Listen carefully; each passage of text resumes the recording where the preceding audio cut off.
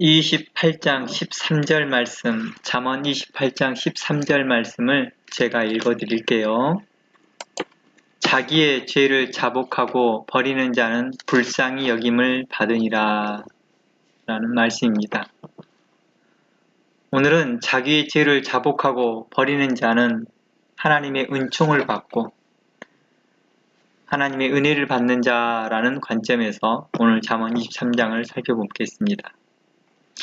오늘 잠언 28장 13절을 본격적으로 설명하기 전에 시편 말씀과 찬송가 가사를 하나 읽어보겠습니다.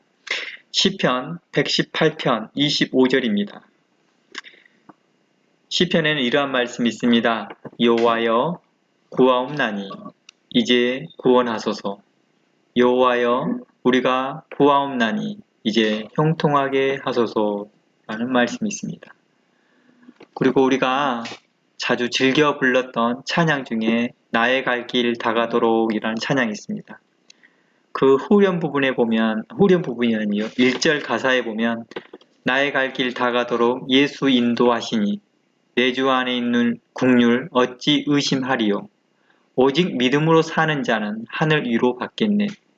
내가 무슨 일을 만나든지 만사 형통하리라. 시편 118편에서 이제 구하소서, 이제 형통하게 하소서라는 간구는 이제 참으로 시편의 기자가 얼마나 간절히 하나님의 구원하심과 은총을 기다리며 형통함을 원했는지를 우리에게 보여주는 것 같습니다.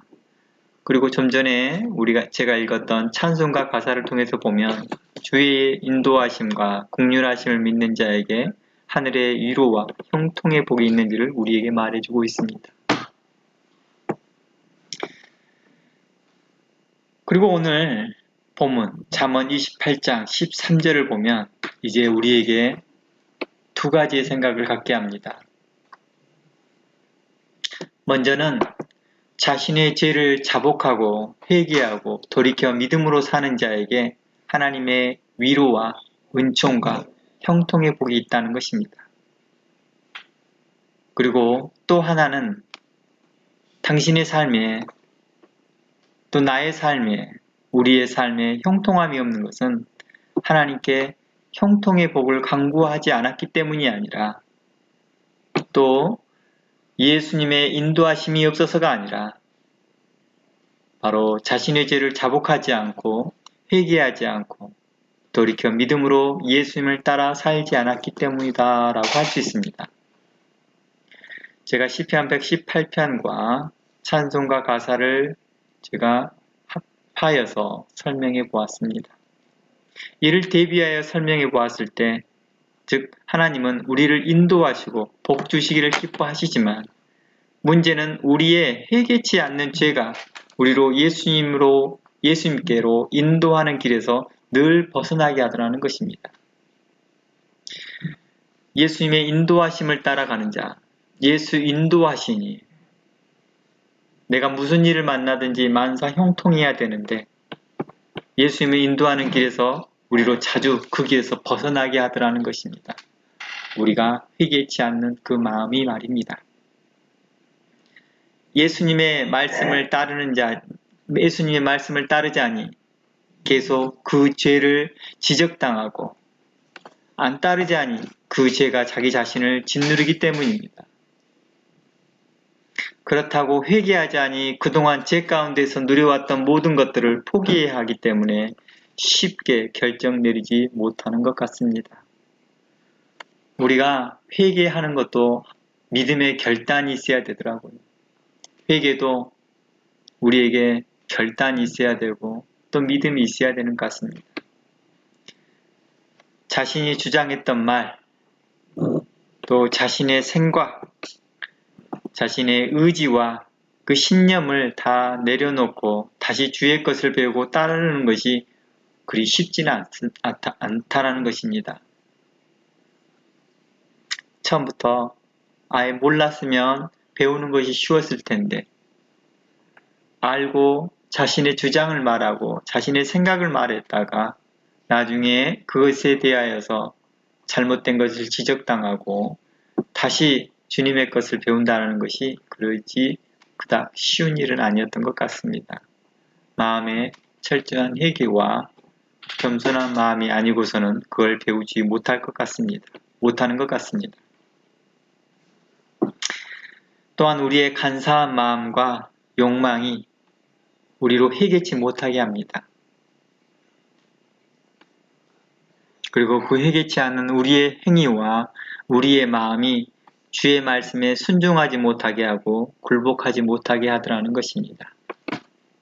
주의 말씀을 들으면 은혜가 되고 주의 말씀을 들으면 좋습니다. 그러나 그것에 대하여 굴복을 못하더라는 것입니다. 순종을 못하더라는 것입니다. 마치 좋은 음악 듣고 좋은 소리를 듣고 마음이 평온해지기는 잠시 하나 그에 따라서 행동하지를 못한다는 것입니다. 혹 그 말씀 중에 나를 지적하고 나의 문제를 드러내어졌을 때는 내 마음이 상하여서 더 이상 그 말이 내게 기쁨이 되지 않기 때문이죠. 그럼에도 불구하고도 어떠한 자들은 그 말씀을 듣고 회개하는 자들을 보면서 우리는 참으로 하나님이 계시구나 라는 것을 경험하게 됩니다. 주변의 사람들을 보면서 정말 하나님이 계시구나. 어떻게 저 사람이 회개하네. 어떻게 저 사람이 회개할 수 있구나.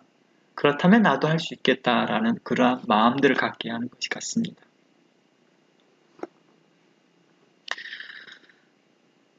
로마서 2장 말씀 한번 가보겠습니다. 로마서 2장 1절 말씀부터 좀 보겠습니다. 5절까지네요. 1절부터 5절의 말씀에 보면 이러한 말씀이 있습니다. 그러므로 남을 판단하는 사람아, 물론 누구든지 내가 핑계치 못할 것은 남을 판단하는 것으로 내가 너를 정죄함이니 판단하는 내가 같은 일을 행함이니라 했습니다. 남을 판단하는 사람 누굴까요? 저는 이 남을 판단하는 사람이 누구일까에 대해서 고민하지 않고 생각하는 것이 바로 목회자라고 봅니다. 가장 쉽게 리더십에 있는 사람들이겠죠. 목회자들이겠죠. 또한 남을 판단하는 사람이 이러한 목회자를 비롯하여서 또 우리 주변에 성도들이 많이 있다라는 것입니다. 남을 판단하는 사람아, 물은 누구든지 내가 핑계치 못할 것은 남을 판단하는 것으로 내가 정죄를 함이니, 너를 정죄함이니, 판단하는 내가 같은 일을 행함이니라 라고 말합니다. 저는 개인적으로 이 본문이 저는 개인적으로 많은 부분들에서 저에게 많은 생각을 갖게 했던 것 같습니다. 오래전에 제가 라코스나 아니면 교회를 돌아다니면서 말씀을 증거하고 선포했던 그런 내용들이 시간이 흘러보면서 그게 곧 내게 했던 말이구나 라는 걸 종종 느끼거든요. 이게 곧 내게 대하여 하는 말이구나. 그러니 제가 마음이 어려울 때면 더욱더 말씀에 깊이 들어가서 그 말씀이 나에게 뭘 말하고 있는 건지를 더 살펴보게 되는 것 같습니다. 제가 자신감이 넘치고 제가 무언가를 할 수 있을 때에는 그냥 남에게 가르칠 것으로만 찾아보게 됐던 것이 이제는 이 말씀이 내게 무엇을 말하고 있는지를 살펴보는 것 같습니다. 저는 그래서 개인적으로는 목회자가 하나님께 큰 복을 받았다라고도 생각이 듭니다. 말씀을 연구하고 말씀을 살피고 말씀을 관찰하면서 자신의 것을 발견할 수 있기 때문입니다. 이건 다른 사람이 지적해서 알 수 있는 것들은 아니었던 것 같습니다. 사람의 깊은 속의 내용을 하나님의 말씀이 알게 하기 때문입니다. 이 말씀을 듣고 이 말씀을 깨닫고 되어지면서 이 말씀을 나아가 증거하는 것 같습니다. 이게 바로 목회자들이 가지고 있는 사명이고 소명 같습니다. 우선 이 목회자의 내용을 지나서 이제 남을 판단하는 사람에 대해서도 계속 이야기해 보겠습니다. 쉽게 판단하는 사람이 있습니다. 이런 일을 행하는 자에게 하나님의 판단이 진리대로 되는 줄을 우리가 아노라. 이런 일을 행하는 자를 판단하고도 같은 일을 행하는 사람아, 내가 하나님의 판단을 피할 줄로 생각하느냐? 혹 내가 하나님의 인자하심이 너를 인도하여 회개케 하심을 알지 못하여 그의 인자하심과 용납하심과 길이 참으심의 풍성함을 멸시하느뇨. 다만 내 고집과 회개치 아니하는 마음을 따라 진노의 날, 곧 하나님의 의로우신 판단이 나타나는 그날에 이 말 진노를 내게 쌓는도다 라고 합니다.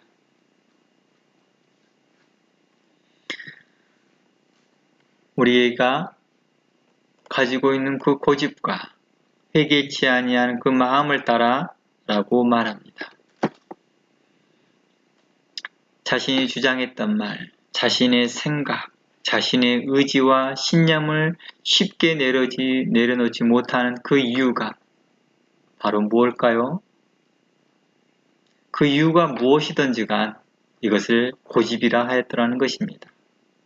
그리고 이것이 무엇이었던지 간에 이유가 어떠하였든 간에 이것은 또한 회개치 아니하는 마음이다 라고 말했습니다. 이것을 4절에서는 하나님의 인자하심과 하나님의 용납하심과 하나님의 길이 참으심을 멸시했다라고도 말합니다.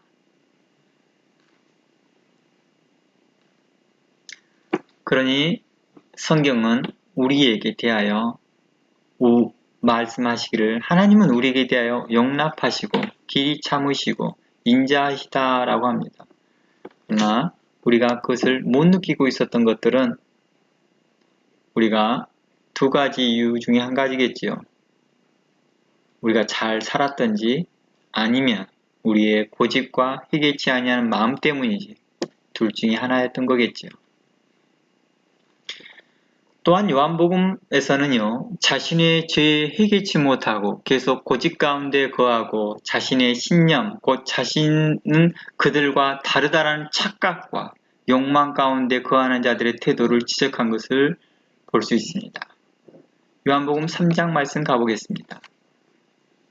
요한복음 3장 19절입니다.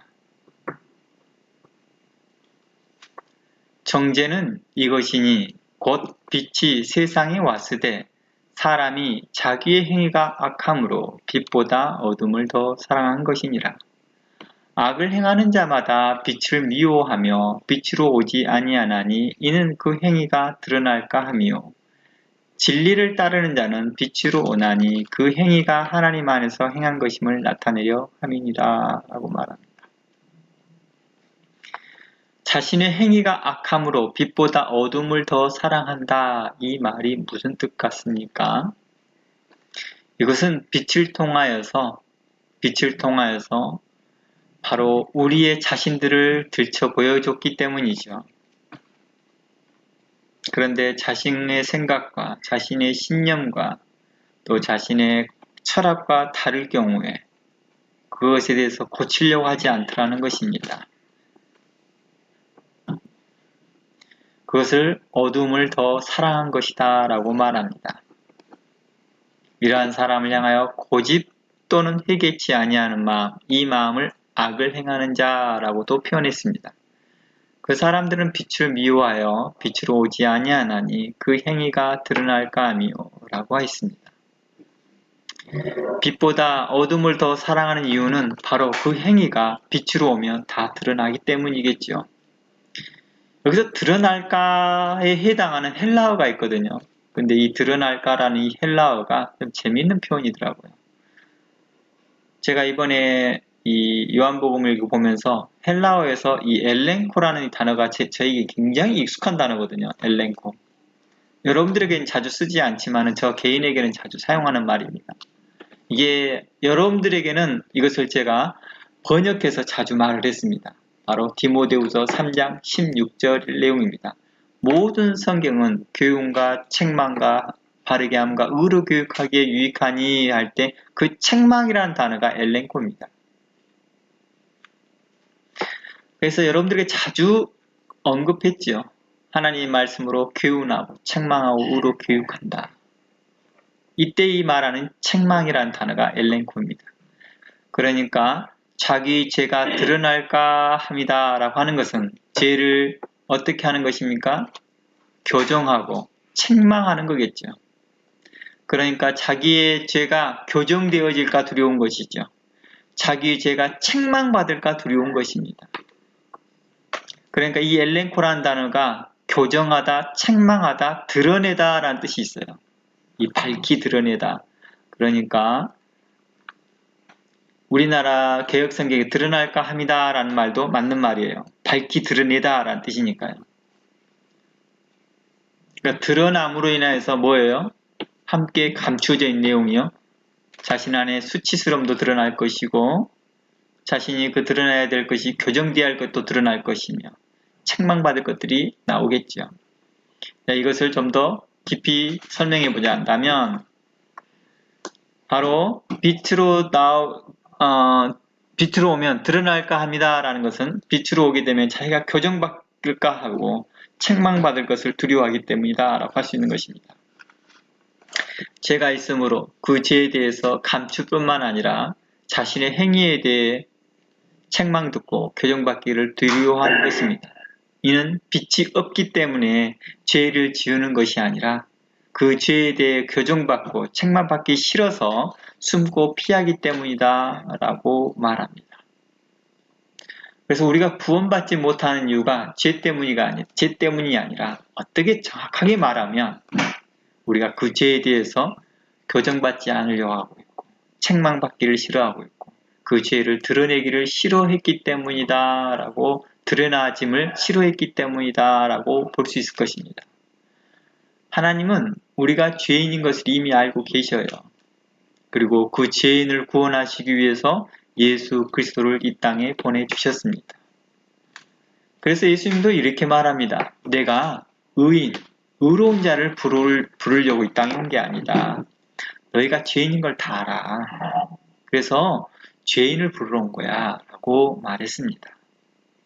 그 죄에 대해서 자신이 제가 교정받고 싶어요. 내가 고침받고 싶어요 라고 했던 사람들은 결명코 구원함을 얻었더라는 것입니다. 자기 개발하는 사람들 있죠. 자기 개발. 그러니까 자신을 개발하고 싶어하는 사람들 있죠. 바로 이러한 사람들에게 저는 긍정적으로 입장에서 오늘 한번 이야기해 보겠습니다. 일반적으로 자기 개발하는 거 이제 부정적으로 보통 이야기하는데 오늘은 긍정적인 입장에서 문맥에 따라서 긍정적인 말로 표현해 보겠습니다. 자신을 개발하려고 하는 사람은요, 자신이 부족함을 많이 느끼는 사람들이더라고요. 자기가 이것이 부족하고 저것이 부족하니까 해보려고 해요. 그러니까 그런 사람들은 배움에 있어서 기뻐하고 배움에 있어서 뭔가를 참여하고 싶어 합니다. 뭔가를 계속해서 자기 자신이 코렉팅 되는 것을 굉장히 즐거워하더라는 것입니다. 주께 오기를 즐거워하고 주님 앞에 와서 그 말씀을 듣기를 반가워하는 것입니다. 그래, 나 당연히 그렇지. 나 당연히 그런 문제가 있었지. 그래, 이런 문제 때문에 내가 형통함이 없었어. 맞아. 이런 죄 때문에 이런 어려운 점이 있었어. 그런 것들을 바로 해결받고 싶은 거죠. 어떻게 해결받을지를 몰랐으나 예수님의 말씀을 통하여서 해결받더라는 것입니다. 진리 안에 거하는 자가 자유함을 얻는다 하였던 것입니다.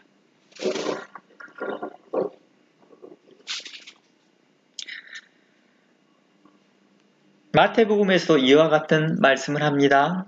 마태복음 13장 말씀에 14절 말씀에 이러한 말씀이 있습니다. 이사야의 예언이 저희에게 일렀으되 너희가 듣기는 들어도 깨닫지 못할 것이요 보기는 보아도 알지 못하리라. 이 백성이 마음이 완악하여져서 그 귀는 듣기에 둔하고 눈은 감았으니 이는 눈으로 보고 귀로 듣고 마음으로 깨달아 돌이켜 내게 고침을 받을까 두려워함이니라 하였느니라. 이곳에서 보면 15절에서 마음이 완악한 이유 때문에 마음이 완악하다라는 것은 고집 있다라는 뜻이에요. 그리고 회개치 않지 않은 마음을 완악이다라고 말합니다. 그들에게서는 듣기는 듣지만 깨닫지 못합니다. 보기는 보지만 알지 못합니다. 왜 그러느냐 했더니 원래 깊은 내 자기 속 안에 감추어져 있는 것이 고침을 받기를 싫어하는 거예요. 깊은 내면에서는 그걸 고침받기를 싫어하는 거예요. 그 깊은 내면에서 그걸 고침받기를 싫어하기 때문에 그걸 책망 듣기를 싫어하고 있고 또 이에 대하여서 의로운 말을 듣는 것을 불편히 생각하는 것입니다. 그래서 잘못에 대하여서 계속 핑계를 대려고 하는 거겠죠. 이런 이유 저런 이유를 대려고 하는 것입니다. 그러니 이러한 사람들은 듣기는 들어도 깨닫지는 못합니다. 늘 하나님의 말씀을 듣고 거기에 대한 포인트를 잡으라고 하면 다른 데다 포인트를 잡아요. 전혀 방향하고 전혀 설교에서 말하고자 하는 방향하고 전혀 다른 데에다 놓고 이야기를 하려고 하고 싶어 한다는 것입니다. Try to avoid. 그러고 싶은 거죠. 마음속에 감추어져 있는 무엇 때문이죠? 고침받기를 싫어하는 것 때문이다 라고 말합니다. 그래서 오늘은 좀 헬라어를 좀 많이 다루네요. 그래서 헬라어에서 마음이 완악하다라는 이 단어가 마음이 완악해져서 그 귀는 듣기에 둔하고 눈은 감았다라고 할 때 이 완악하다라는 이 단어가 파키노라고 했습니다. 제가 종종 한번 다뤘던 내용 같아요. 이 파키노라는 단어는 살찌다, 둔하여지다 라는 걸 말합니다. 그래서 살쪄서 둔해져 둔감해져 있는 상태, 즉 영적 감수성이 상실되어졌다라고 말합니다. 영적 감수성이 상실되어졌다는 것이죠.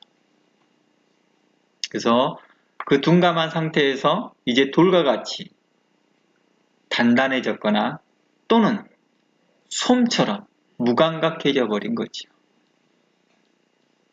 너무 소프트해요. 이래도 저래도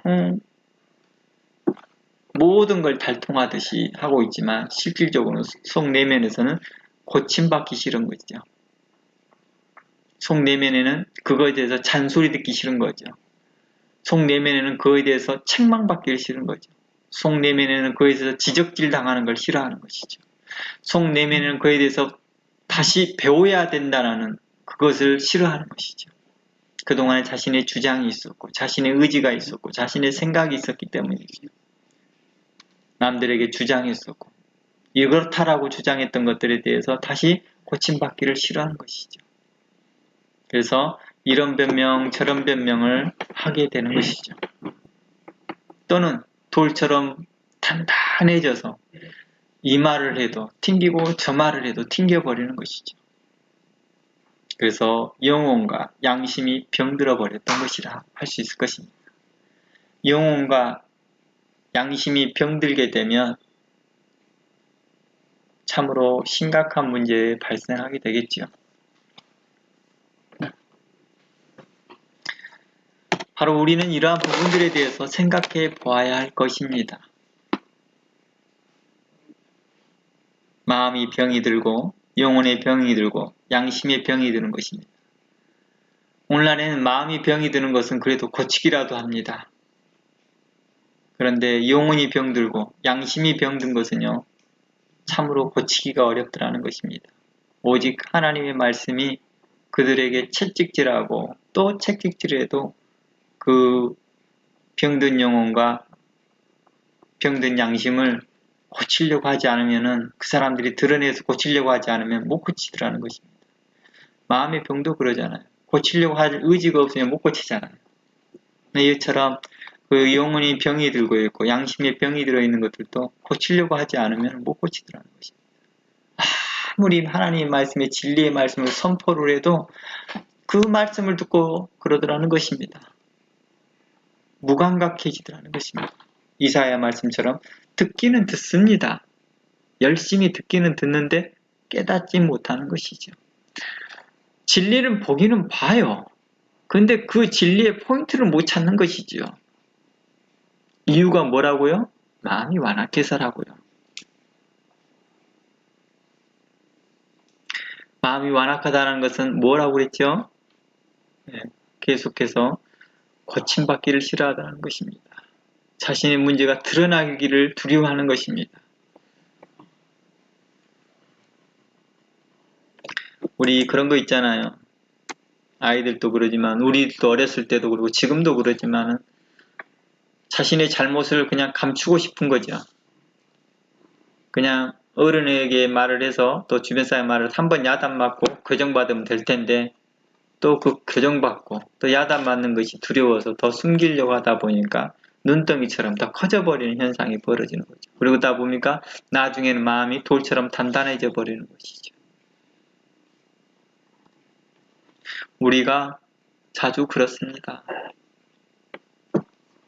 저는 말씀을 증거하는 자로서 오랫동안 말씀을 증거하면서 저가 그러더라고요. 오랫동안 교회의 문제에 대해서 또 목회자에 대한 문제에 대해 지적을 하였고 그러한 문제점들을 나누면서 결국 이 문제가 곧 나에게도 동일하게 적용된다는 것을 발견하게 되면서 이게 쉽지 않구나 말씀을 증거하는 게. 이런 것들을 보면서 말씀 앞에 더욱더 겸손해지려고 우리는 노력합니다. 우리들은 어떤가요? 우리 각 사람들은 우리 성도들은 어떤가요? 우리도 이러한 것들에 대해서 우리가 심각하게 생각해 봐야 할 것입니다. 우리는 하나님 말씀이 우리를 살리고 하나님 말씀이 우리를 구원케 하신다는 말들을 믿고 따르는 자들에게 분명코 하나님의 은혜와 은총이 있습니다. 내가 그 말씀대로 결단하고 순종하려고 하고 그 하나님 말씀대로 결단하고 내가 복종하려고 할 때 하나님께서 우리에게 은혜를 주시더라는 것입니다. 우리에게 형통이 없었던 것은 하나님 내게 형통을 허락하여 주시옵소서 간구를 안 해서가 아닙니다. 내가 예수 따라가면 만사형통하겠네라는 그 찬양을 안 불러서도 아닙니다. 내가 그것을 안 믿어서도 아닙니다. 문제는 오늘 잠언세의 말씀은 너희가 죄를 자복하지 않았기 때문이다 라고 말합니다. 자기 죄를 숨기는 자, 자기 죄를 잠언 28장 13절에서 자기 죄를 숨기는 자는 형통하지 못한다라고 말하는 것입니다. 즉 우리가 형통하지 못했던 것은 내가 예수님을 따르겠습니다라고 고백을 안 해서도 아니고 그 찬양을 안 불러서도 아니고 내가 그 말씀을 믿지 못해서도 아니라 내가 하나님 말씀에 결단하여 회개치 못했기 때문이다라는 것입니다. 내가 내 자신의 죄를 감추려고 하고 있고 내 마음을 완악하게 하여서 돌처럼 단단하게 하거나 솜처럼 물렁물렁하게 하여서 어떠한 말이든지 그 말에 대해서 반응하지 않는 것이죠. 살찌어 무감각해져 있는 것 같다라고 말하는 것입니다. 여기서 살이 찌다라는 것은 이렇게 생각해야 돼요. 뱃속에 지방질이 많다라고 표현해야 될 겁니다. 날씬하 하더라도 속에 지방질이 많은 사람들 있잖아요. 그것을 비만이라고 하더라고요. 마치 이 부분을 이야기하고 있는 것 같습니다. 그러므로 우리가 하나님 앞에 하나님 우리에게 형통하게 인도하여 주시고 또 하나님의 은혜 가운데 살기를 원합니다 라고 말할 때는 하고자 하는 자들은 주의 말씀대로 자신의 죄를 숨기지 아니하고 자신의 죄를 자복하고 그 버리는 자는 불쌍히 여김을 받는다라고 말합니다. 죄를 자복하고 버린다라는 것은 이제 예수님의 말씀대로 순종하고 따르겠습니다라는 것입니다. 그러나 예수님을 따르자니 이런저런 것에 지적당하는 것이 싫으니까 이제 교회에서 조금 자신에 대해서 불편한 이야기를 하게 되면 이 교회 떠나버리고 저 교회 떠나다니고 그러다 보니까 자신에게 좋은 말, 자신에게 듣기 좋은 말만 해주는 교회를 찾아가다 보니까 결국에는 평생 그 마음이 뭐하지를 못해요? 하나님 앞에 은총을 받지를 못하더라는 것입니다. 바로 우리에게 하나님께서는 많은 교회를 돌아다녀서도 돌아다닌다고 해서 답을 얻는 것도 아니고 한 교회 오랫동안 다닌다고 해서 답이 되는 것이 아니라 이 답은 우리가 우리의 죄를 자복하는 것이었다라고 말합니다.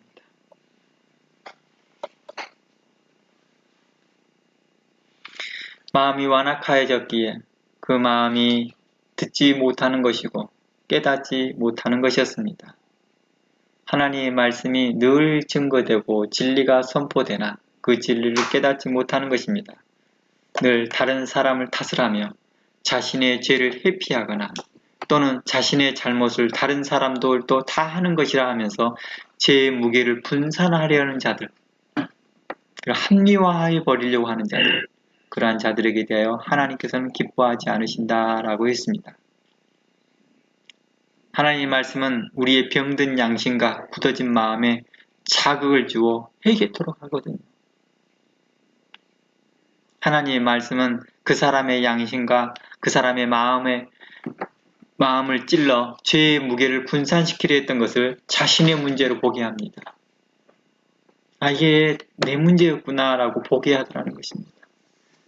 그리고 하나님의 말씀은요, 누구 때문에 이런 죄를 지었다는 말보다 자신의 연약함과 자신의 감추인 탐욕과 거짓을 발견하게 하더라는 것입니다. 실상 자신은 알거든요. 자신의 속 안에 있는 문제를요. 행여 그것이 뭐였다고 분명한 언어로 표현하지 못했다 할지라도 나중에 보면 그게 죄라는 걸 알게 되더라는 것입니다. 성경에서 우리에게 회개에 대한 바른 모범이 될 수 있는 두 가지 모습을 우리는 소개받을 수 있을 것입니다. 성경을 통해서 바로 세례 요한과 삭개오일 것입니다.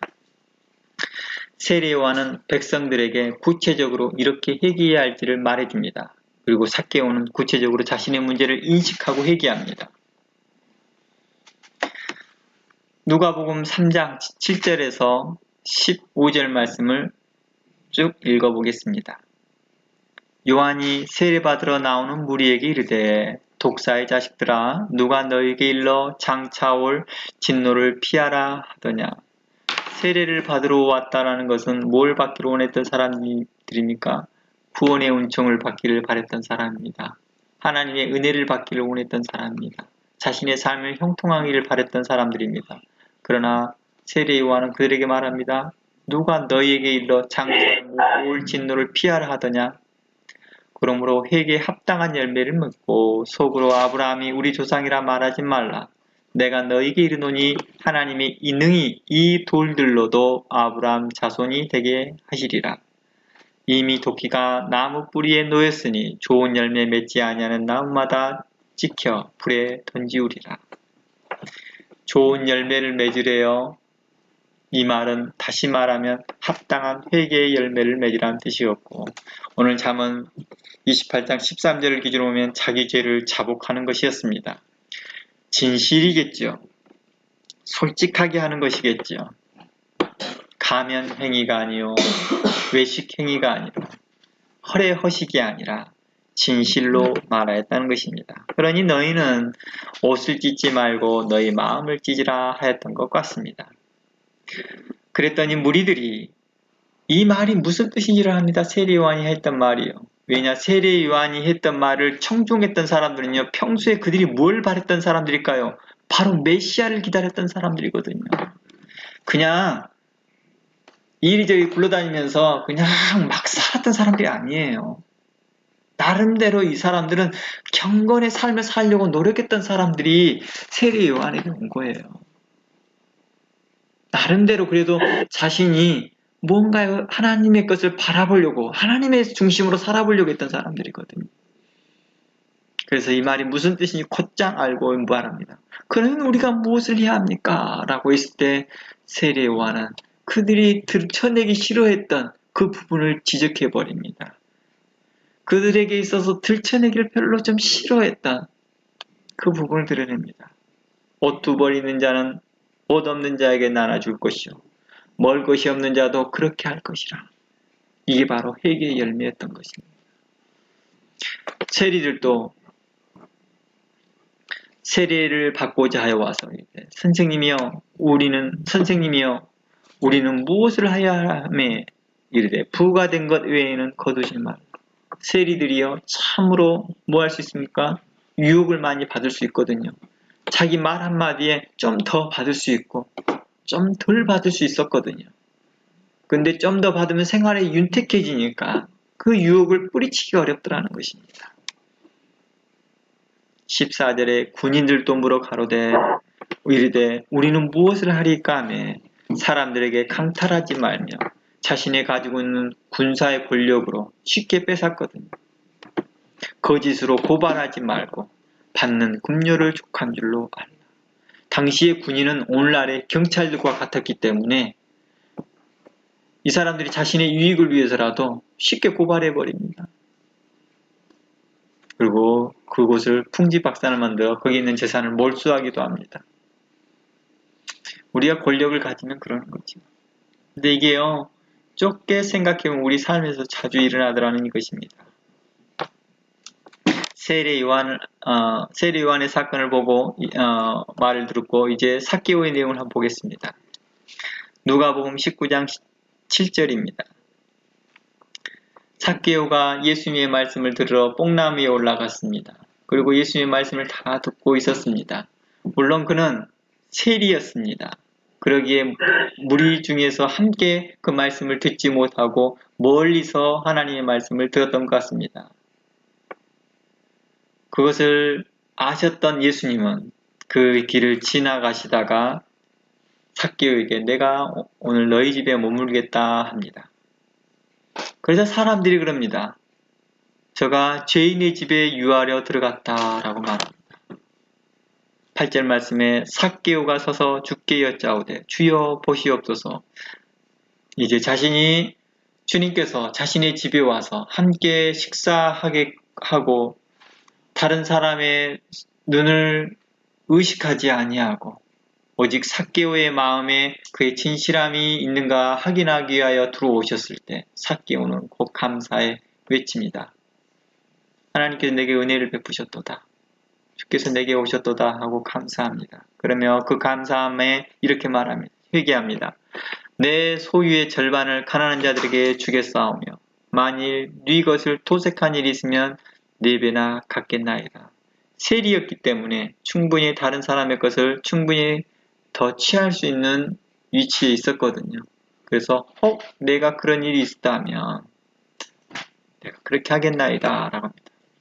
예수께서 이르시되 오늘 구원이 이 집에 이르렀을 때 이 사람도 아브라함의 자손이라 하였습니다.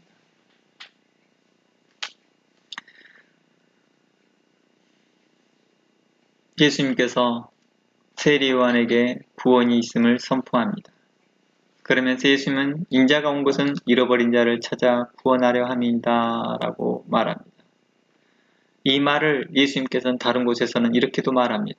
나는 이곳에 온 것은 사람들로 회개케 하려 함이니다 라고 하였습니다. 같은 말이죠. 그러므로 우리가 하나님 앞에 형통을 바라는 자들과 하나님의 구원을 바라는 자들은 우리의 안에 탐욕과 정욕을 내어버리고 하나님 앞에 순결한 마음으로 나아가기를 원합니다. 우리가 우리의 죄를 자복하는 그런 용기와 결단이 있었으면 좋겠습니다. 우리가 매주 주기도문을 하면서 오늘날 우리에게 일용할 양식을 주옵시고 우리가 우리에게 죄진 자를 사하여 준 것 같이 우리 죄를 사하여 달라는 이 고백이 그냥 단순하게 지나가는 예배 요식 행위가 아니라 우리의 삶에서 다시 고백되어지고 실행되어지고 실천되어지는 그 고백이 되어졌으면 좋겠습니다. 그리하여 여러분의 삶에 형통함이 있고 여러분의 삶에 하나님의 은총이 함께하기를 주의 이름으로 축원합니다. 다 함께 기도합니다. 하나님,